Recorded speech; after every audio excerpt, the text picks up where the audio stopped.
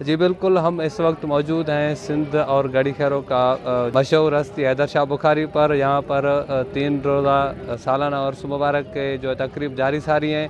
मज़ीद हमारे साथ यहाँ पर ज़ायरीन और दुकानदार मौजूद हैं, जानते हैं उनसे। साईं असां पाड़े जो असांजो हैदर शाह बुखारी गड़ी खेरे जो तालके में आहे, माना इन जो सालानो उर्स थींदो आहे, हर साल ईंदा आहियूं असां।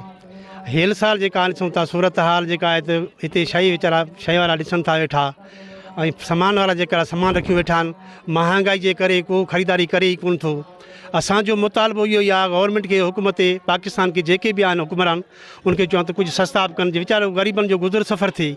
असां नंढा वठी आया आहियूं ख़रीदारी जे करे, असांखे वटि ओतिरो पैसो आहे कोन को, हिते शइ महांगी लॻी पई आहे, छा ख़रीदारी करे सघूं। तो इन जे करे असां इहो अर्ज़ु कयूं था त महिरबानी करे थोरो इन खे थस्ताप कनि। हर साल अल्लाह जो हुकुम सां असांजो रोज़ी VIP थींदो आहे। हे मतिलबु कंहिं वटि पैसो बि न आहे, महांगाई तव्हां पर ई ॾिसो पिया त अटे जी क़ीमत केतिरो, हाणे ॾिसो केतिरो आहे। ग़रीब छा अचे छा मतिलबु खाए मेलेगा। असां पाण ईअं सॼो ॾींहुं वेठा आहियूं, को कंहिं वटि पैसो ई न आहे, हर कंहिं जेब ख़ाली लॻो पियो आहे। असां सरकार खे इहो अपील था कयूं त महिरबानी करे ख़ुदा या सस्ता ऐप कजे। गरीब गुरबो मिठाई खाइण को चढ़ी वियो आहे। ॿुधई महांगप आहे वॾी, अॻिले साल कमायो हे हो, हाणे वॾो महांगप जो दौर थी वियो आहे। ॿुधो बसि ॿार बच्चा अचनि था, हे हो 10-20 जी वठनि था। ॿुधो हेॾा ख़र्च आहिनि, किराया भाड़ा आहिनि, हे हो।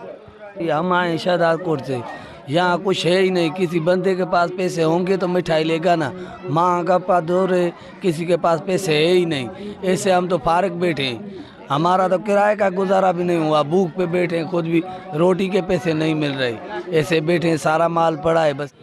जी बिल्कुल, आपने यहाँ पर मौजूद दुकानदार और ज़ायरीन का मौक़िफ़ सुना है। उनका कहना है कि जैसे यहाँ पे ना तो कोई ख़रीदारी हो रही है, ना तो यहाँ पर हमें कोई खासा जो है रश दिखाई दे रहा है।